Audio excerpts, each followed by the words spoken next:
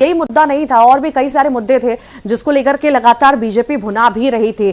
चाहे सेफ्टी का अगर हम बात करें, सेफ्टी को लेकर लगातार बातें उठती रही हैं दिल्ली में, और इसको लेकर के एक दूसरे पर आरोप, चाहे बीजेपी आप पर आरोप लगाए, चाहे आप बीजेपी पर आरोप लगाए, पर यहां पर हल इसका निकलता हुआ दिखाई नहीं दिया। अशरफ,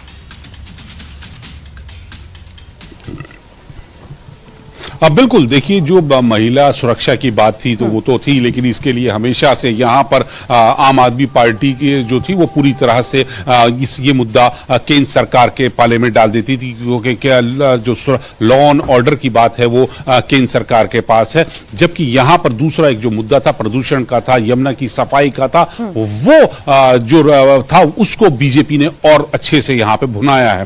प्रदूषण उसी का जस का तस बना है, यमुना उसी तरह से गंदी हुई हुए लगातार। यमुना में जी आप तस्वीरें देखते हैं कि कैसे झाग है उसमें, चाहे वो छठ पूजा के दौरान की हो या उसके बाद की स्थिति हो। तो ये मुद्दा जो है वो बहुत आम लोगों के दिलों में है, उनसे जुड़ा हुआ है, क्योंकि यमुना से आस्था का मामला जुड़ा होता है। तो वहां कहीं ना कहीं लोग बाग यकीन करते हैं, क्योंकि 10 साल से पिछले अरविंद केजरीवाल को मौका दिया जा रहा था और उन्होंने कहा था कि हम 5 साल में यमुना को साफ कर देंगे, यहां पर बोटिंग होगी, जबकि ऐसा कुछ नहीं हो पाया। तो ये चीज जो है वो नहीं कर पाए। तो और बीजेपी ने इसको खूब अच्छे से भुनाया, जनता के बीच में रखा, उनके भ्रष्टाचार की बातें रखी, उनके झूठे वादों की बात रखी। तो जो नैरेटिव उन्होंने बीजेपी ने सेट किया उसकी तरफ जो मतदाता है वो रुझाया, उनका रुझान बढ़ा, उन्होंने यकीन किया, और उसी का शायद नतीजा ऋतु कि जो एग्जिट पोल के नतीजे आ रहे हैं वो भाजपा के पक्ष में आ रहे हैं और आम आदमी को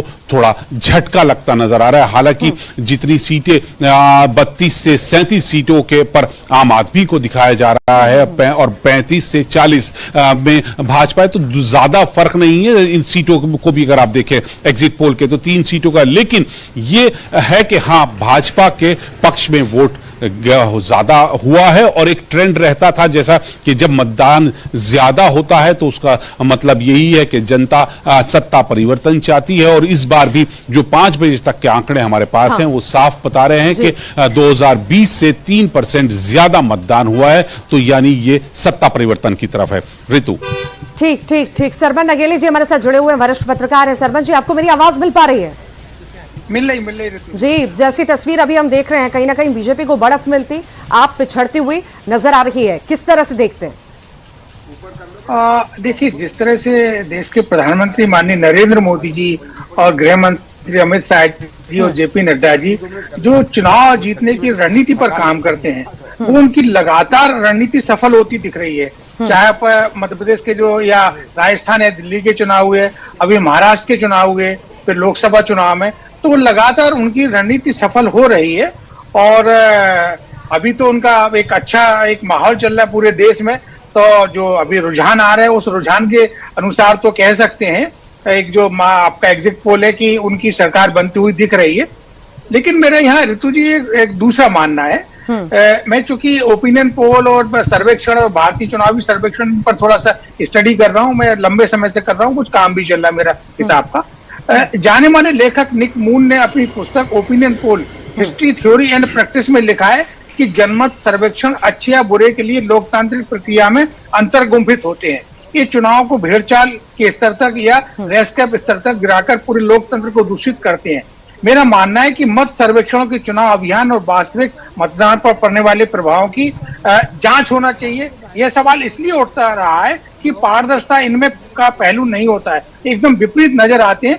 लेकिन जो पिछले चुनाव हुए हैं राज्यों के, उनमें सर्वेक्षण सही भी साबित हुए, कहीं कहीं गलत भी साबित हुए, जैसे लोकसभा चुनाव के संदर्भ में देखे अपन। तो अभी कहना मुश्किल है, लेकिन एक मोटे तौर पर देखा जाए तो उसमें यही तस्वीर निकल कर आती है कि सर्वेक्षण आमतौर पर सही साबित होते हैं। पुराने संदर्भों को देखेंगे, उत्तर प्रदेश के चुनाव को देखेंगे या बाकी चुनाव को, तो थोड़ा सा स्थिति उसमें भिन्न हो जाती है। एक दूसरा मेरा एक और कहना है कि जिस तरह से केंद्र की योजनाएं, आपके पास लौटूंगी। गुलरेज शेख साहब हमारे साथ जुड़ गए हैं। गुलरेज जी, अब तो बीजेपी की सरकार बनती हुई एग्जिट पोल में नजर आ रही है, किस तरह से देखते हैं? क्या जो आपके नारे रहे, वादे रहे, शायद वही उसका ही असर दिख रहा है क्या? देखिए, नारे और वादों पर तो जनता का यकीन है भारतीय जनता पार्टी के ऊपर, क्योंकि उन्होंने देखा है कि बीजेपी जो कहती है वो करके दिखाती है, उसको जमीन पर उतार के नजर दिखाती है। लेकिन यहाँ पर एक फैक्टर और है कि केजरीवाल और आम आदमी पार्टी का झूठ की कलाई जो है वो एक्सपोज हो चुकी है, खुल चुकी है, और जनता में ये लोग आज की तारीख में बदनाम लोगों की श्रेणी में आते हैं, जिनको जनता मानती है कि ये झूठे भी हैं, ये वादे भी तोड़ते हैं, ये कसमें भी तोड़ते हैं, अपने बच्चों के सर पे हाथ रख के खाई कसमों को भी तोड़ते हैं, और ये भ्रष्टाचारी भी हैं। और शराब में इन्होंने जिस तरह से घोटाला किया, पूरी जनता जो थी, दिल्ली की आवाम थी, वो इनसे चिड़ी हुई थी। यहाँ तक कि आप ऑटो में बैठो, आप ऑटो चालक से पूछो, आप झुग्गी झोपड़ियों में जाओ, तो वो लोग भी इनसे बिल्कुल चिड़े हुए थे। तो एंटी इनकम्बेंसी जिसको कहते हैं, मैं एंटी इनकम्बेंसी नहीं कहूंगा, मैं कहूंगा इनके प्रति जो घृणा थी वो चरम पर थी। और बिल्कुल मैं आपको एक बात खुशी और उत्साह शायद भी चुनाव सूखे खत्म होने की है। बहुत बहुत शुक्रिया आप सभी का, बहुत बहुत शुक्रिया आप सभी का हमारे साथ जुड़ने के लिए।